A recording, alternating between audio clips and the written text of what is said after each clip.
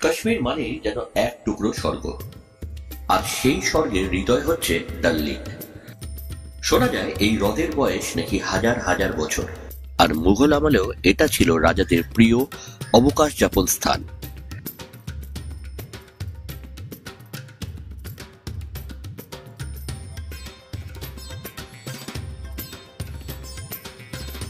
ব্রিটিশরা যখন কাশ্মীরে জমি কিনতে পারছিল না, তখন তারা এই ভাসমান হাউসবোট বানিয়ে নিল, যেন নিজেরাই এক টুকরো ভাসমান রাজপ্রাসাদে বাস করতে পারে।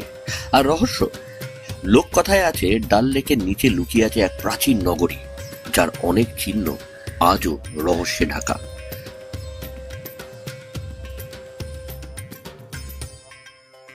তাই কাশ্মীর গেলে শুধু সৌন্দর্য না, ডাল লেকের হাউসবোটের ভেতরে লুকিয়ে থাকা এই ইতিহাস ও রহস্য অনুভব করে দেখবেন।